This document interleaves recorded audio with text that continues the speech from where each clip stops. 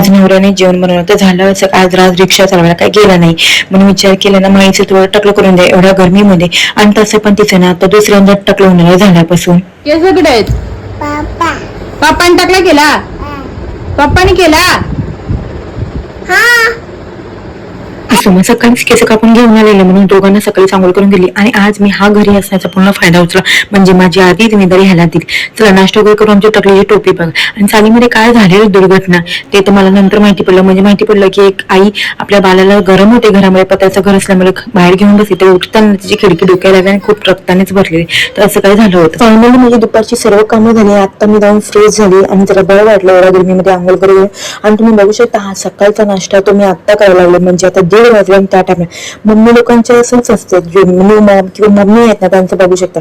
तर आज तो एकदम क्यूट असतो, तिला थोडा लाड करतो पण ती पण लाडात आलेली. म्हणजे मम्मी लाड करते याचा फायदा उचलायला लागला. मला बोलते मम्मी मला बाहेर घेऊन जाईल. आता एवढं गुन्ह्यामुळे तिला कुठे बाहेर घेऊन जाऊ म्हणून त्याच्यासाठी ती जिद्द करून रडायला लागली. पण तिच्या रडण्याने काय पिघलणार नव्हती. हर्षू तूने टकलू क्यों नहीं किया? टकलू टकलू टकलू सब तेरे को टकलू टकलू बोलेंगे? अच्छा.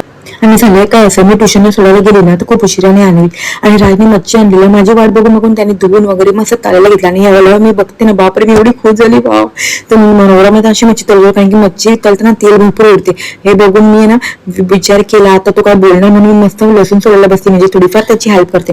जेवण तर बनवून झालं पण तुम्ही माझ्या किचनची हेल्प बघा कशी केली बापरे. सगळं किचन मध्ये तेल हे तर काय मला जमणार नाही, कारण की मला माझं किचन एकदम क्लीन पाहिजे. आता त्याला काय मी बोलू म्हणून आपलं ते सगळी कामं सोडते. आणि असं वाटतं ना नुसतंच बोललं बाबा, असं वाटत होतं की आपणच केलं असं बरं झालं असं. पण जाऊ दे आता काय बोलू शकत नाही म्हणून आपलं नाही आवडत म्हणून आपण स्वतःचे किचन क्लीन करून घ्या. तर फटाफट किचन वगैरे क्लीन करून घेतलं आणि तुम्ही बघू शकता किचन मस्त क्लीन झालं. पण माझा अवतार बघा असं झालं. असं मी फटाफट रेडी होऊन जाते, कारण की मी लसूण सोडताना माझा अवतार बघून माझा नवरा एवढा बडबड करायला लागला की मला हसलं.